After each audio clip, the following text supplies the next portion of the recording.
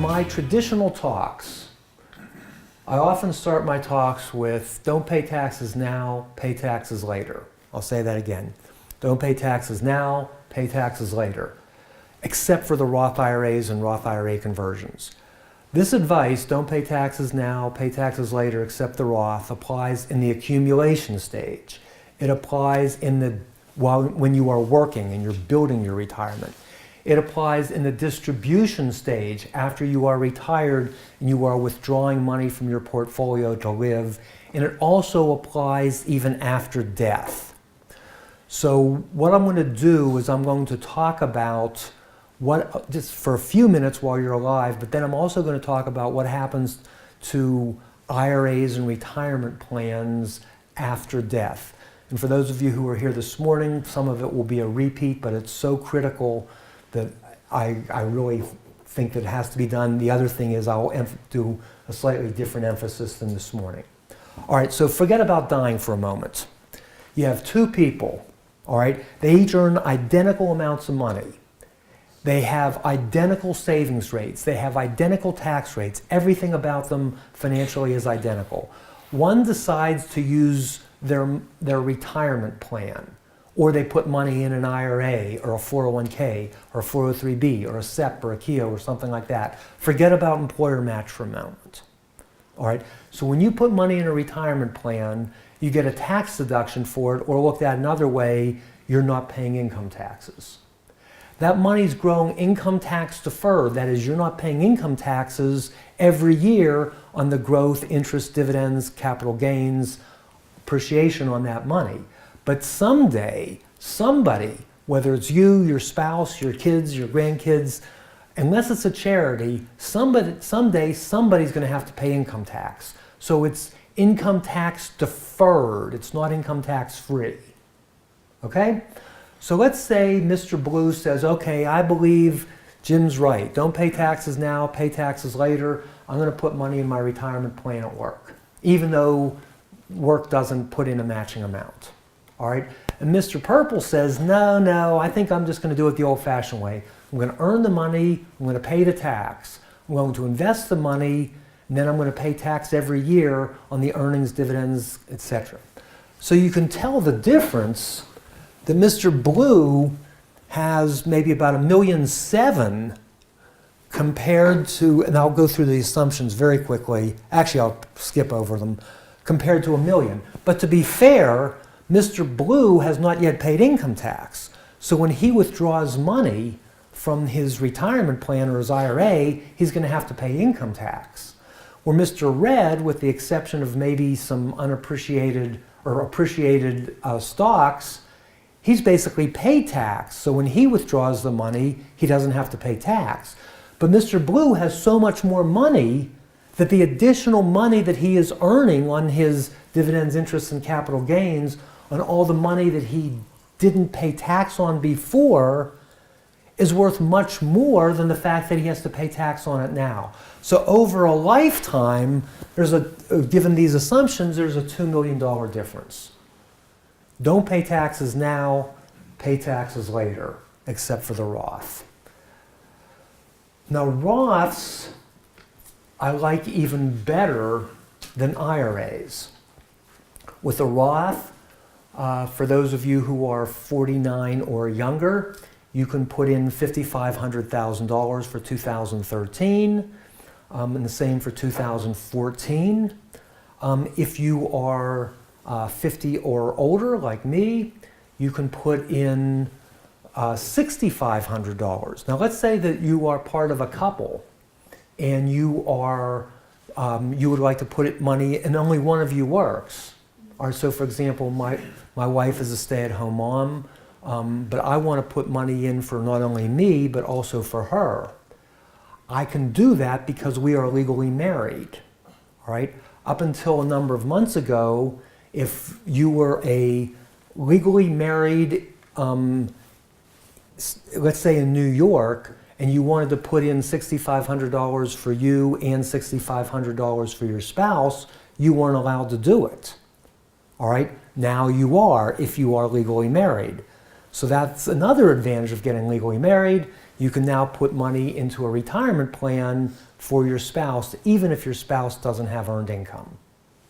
Right? Normally, you have to have earned income to qualify to put money in any retirement plan, whether it's an IRA or a Roth IRA, etc. All right, if your income is high, you get phased out. There's ways to get around that, but that's beyond the scope of today's workshop.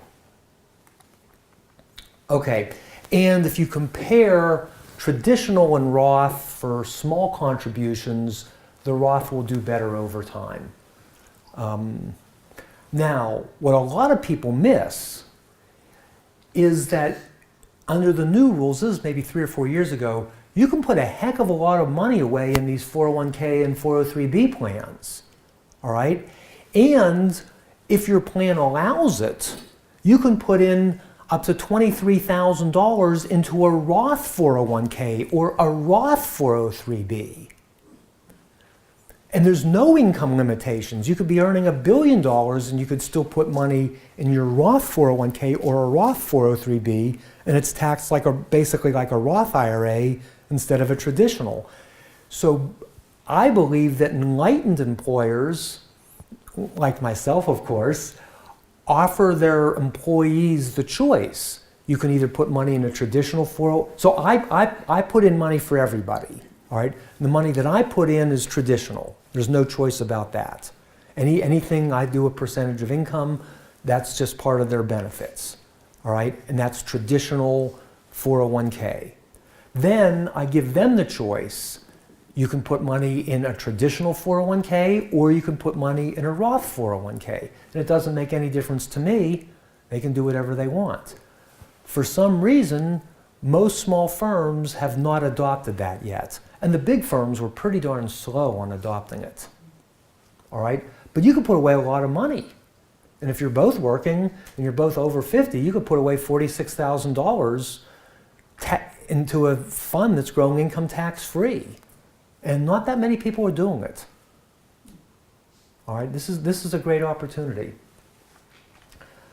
Okay. So what is the best order in which to accumulate money? First, always, always, always contribute whatever an employer is willing to match. If you work for the University of Pittsburgh, right over the hill, if you put in 8% of your salary, they will put in 12%. Do you realize how silly a professor would have to be before he didn't come up with 8% if it was being matched for $1.50 the day that he puts it in? And you'd be amazed at how many people, oh, I can't afford it. You can't afford not to do it. You borrow money from the loan shark. You steal from your mother. You always take advantage of the employer match. Then, in general, subject to exception, I'm a big Roth IRA fan. And not because it's such a cool thing. It's because when you run the numbers, you end up with more money and more purchasing power. We'll get into that. Then non-matched traditional retirement plans, IRAs, 401ks, 403bs, etc., and then non-deductible IRAs. But even with non-deductible IRAs, there's a trick to convert them to Roth IRAs the next day, but we're not going to get into that one. Okay, now I said don't pay taxes now, pay taxes later in the accumulation stage. What about the distribution stage? Okay, so you have two people that have identical amounts of money. They have money in a retirement plan and they have money outside a retirement plan. If they take money out of their retirement plan, now think about this. Money that is in a retirement plan or an IRA or a 401k, etc., they haven't paid tax on it. So let's say they want to spend $1. All right? They have $1, they have to take out $1.40, pay 40 cents in tax, and now they have $1 to spend. But their portfolio is reduced by $1.40.